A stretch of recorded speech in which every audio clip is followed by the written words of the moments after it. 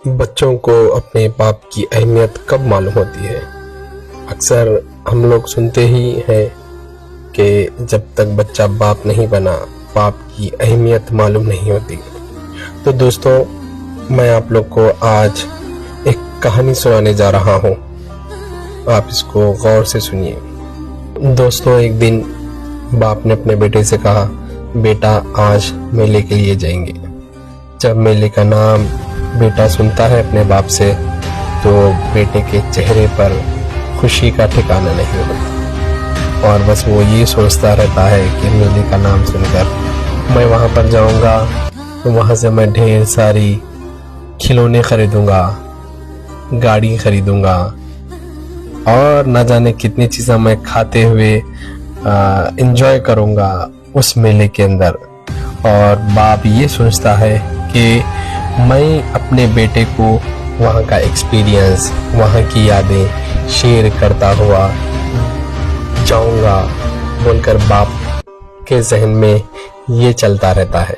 आखिरकार ये दोनों बाप और बेटा मेले के लिए निकलते हैं। तो जब चलते चलते ढेर सारी बाप और बेटे के अंदर बातें चलती रहती हैं, तो बेटे के जहन में बस यही रहता है कि मैं वहाँ से खिलौने खरीद के लाऊंगा, मैं अपने दोस्तों को दिखाऊंगा और बहुत सारी चीज़ें मैं खाऊंगा। तो बाप और बेटा मेले के अंदर दाखिल हो जाते हैं। आखिरकार जब दाखिल हो जाते हैं तो बस चलते चलते मेले के अंदर बहुत सारे खिलौने की दुकान, झूले, वहाँ का बहुत सारा एक्सपीरियंस हासिल करते करते जा रहे थे। तो बेटे के जहन में ये चल रहा था, बाप तो खाली बातें करते जा रहे हैं बट मगर मुझे कोई खिलौना नहीं दिलाया अभी तक। तो बाप के जहन में भी जब ही आता है कि मैंने अभी तक मेरे लड़के को कोई खिलौना नहीं दिलाया, तो ठीक है, आगे अगर कहीं पे भी अगर अच्छी सी दुकान दिखेगी तो मैं ज़रूर लेके इसको दूंगा। जो मेरे जेब में पैसे हैं उस हिसाब से मैं दिलाऊंगा बोलकर बाप ये सोचता है। आखिरकार बेटे ने एक दुकान की तरफ बाप को रुका कर बोला, पापा मुझे ये खिलौना चाहिए। तो जब पापा ने देखा, ठीक है, लेने के लिए तैयार हो गया। जब उसका पलटा के रेट देखा तो काफ़ी ज़्यादा था, तो वो पॉकेट के अंदर उसके जो भी अमाउंट था, बाप ये सोचता है अगर मैं एक खिलौने पे सब कुछ लगा दूंगा तो फिर मुझे जाते जाते घर का सौदा, जो भी घर की चीज़ें, राशन वगैरह लेके जाना है, फिर उसके लिए कम पड़ जाएंगे। ये सोचकर बेटे से बाप कहता है, बेटा अभी नहीं, यहाँ से नहीं और आगे चलेंगे और आगे चलकर कोई और दुकान से मैं आपको इससे अच्छी वाली खिलौना दिलाऊंगा बोलकर बाप वहाँ से बेटे को लेकर रवाना हो जाता है। जब बाप बेटा वहाँ से रवाना हो जाते हैं, चलते चलते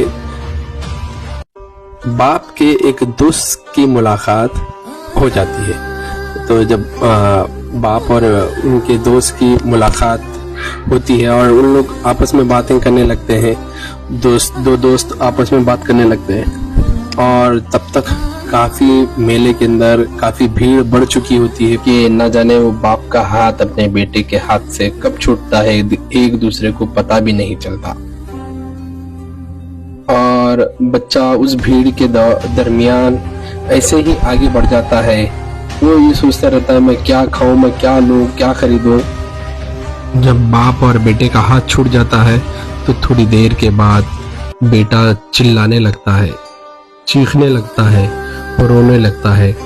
बाप को अपने आसपास दिखाई नहीं देता बाप, तो बेटा रोने लगता है। तो वहाँ के लोग इकट्ठा हो जाते हैं, जमा हो जाते हैं कि बेटे से पूछते हैं, बेटा क्या हुआ? तो वो बोलने लगता है, मेरे पापा। तो जब पापा पापा सुनते हैं तो लोग परेशान होते हैं, इस बच्चे को साइड में लेके जाते हैं। बच्चे को साइड में बिठाने के बाद वहाँ से कोई चॉकलेट, कोई खिलौने, कोई पानी, कोई कुछ ला कर देते रहते हैं।